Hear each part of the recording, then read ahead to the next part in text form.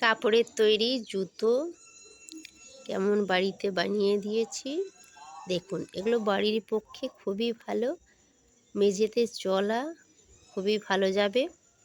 বাইরের জুতো তো আর ঘরের ভিতরে চলে না, তাই ঘরের জুতোর জন্যই এই জুতোটি আমি বানিয়ে দিয়েছি। কাপড় দিয়ে এই জুতোটি বানিয়ে দিয়েছি, দেখুন, আপনাদের ভালো লাগবে দেখলে। হ্যালো বন্ধুরা, আপনারা এই জিনিসটা না দেখলে অনেক কিছু মিস করে যাবেন। এই জিনিসটা দেখতে থাকুন। এই জিনিসটা হচ্ছে আমি জুতো বানাবো। বাড়িতে তো সব বাইরের জুতো পরা যায় না, তাই বাড়ির জন্য এই জুতোগুলো বানাবো। দেখুন, আপনারাও বাড়িতে বানাতে পারবেন। এটা আমি একটা শাড়ির টুকরো নিয়েছি, দেখুন। শাড়িটাকে আমি ঠিক পায়ের মাপে আমি কেটে নেব। তারপর এই যে স্পঞ্জটা দেখছেন, এই স্পঞ্জটা ঠিক মাপ অনুযায়ী কেটে নিয়ে আমি সেলাই করে নেব। আপনারা দেখুন, ছোটোবেলায় যেমন পায়ের মাপ দিয়ে আমরা জুতো আনতে দিতাম, হয় দড়ির মাপ দিয়ে, না হলে সাদা কাগজের উপরে পায়ের মাপ দিয়ে বাবাকে আনতে দিতাম জুতো। তাই ওইভাবেই একইভাবে আমি মাপটি নিয়ে নিয়েছি এই শাড়িটার মধ্যে। তারপর জুতোটি বানাবো। আমি এরপর কাটবো।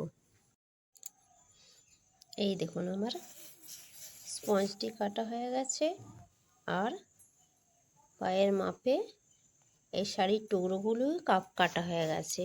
এরপর জয়েন করব। কিভাবে জয়েন করব দেখুন।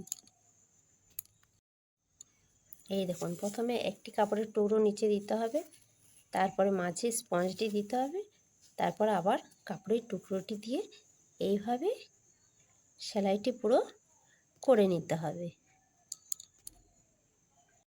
এই একইভাবে আবার স্পঞ্জটি কেটে নিতে হবে, আর কাপড়টিও কেটে নিতে হবে।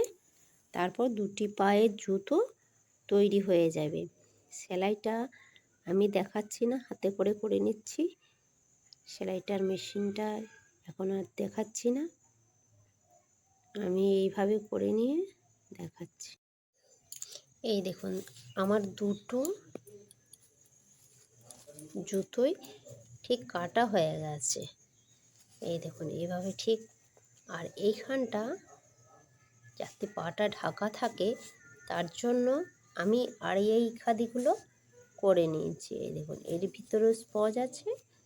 এভাবেই পুরোটা সেলাই করার পর আবার এইভাবে ঠিক দিয়ে এইভাবে নিয়ে এই সেলাইটা করে নিতে হবে। আমি হাতে করে করে দেখিয়ে দিচ্ছি, দেখুন। এইভাবে সেলাইটি করে নিতে হবে, চারিপাশটা এইভাবে সেলাই করে নিতে হবে। আমি মেশিন দিয়ে করছি না, হাতেই করে নিচ্ছি। মেশিনেও চলবে করা। আমার দেখুন, এই সেলাই হয়ে গেছে, চারিপাশটা সেলাই হয়ে গেছে, আর এইটাও হয়ে গেছে। এরপর এইভাবে দিয়ে এইটুকু অংশ আমি সেলাই করে নেব। তারপর কি করি দেখুন। এই দেখুন, আমার এই পাশটাও সেলাই করা হয়ে গেছে। এরপর এর যে বাঁধনটা আমি দিয়ে দিচ্ছি, দেখুন।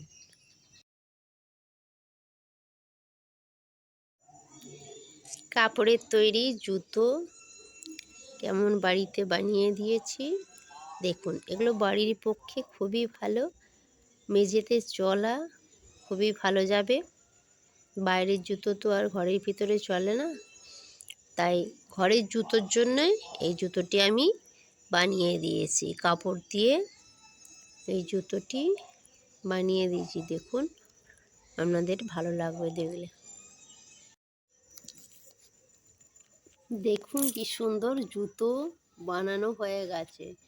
এই জুতোগুলি বানাতে হলে আপনাদেরকে দেখতে হবে পুরো ভিডিওটি। দেখুন জুতোগুলো আমি কাপড় দিয়ে কেমন জুতো বানিয়ে দিয়েছি।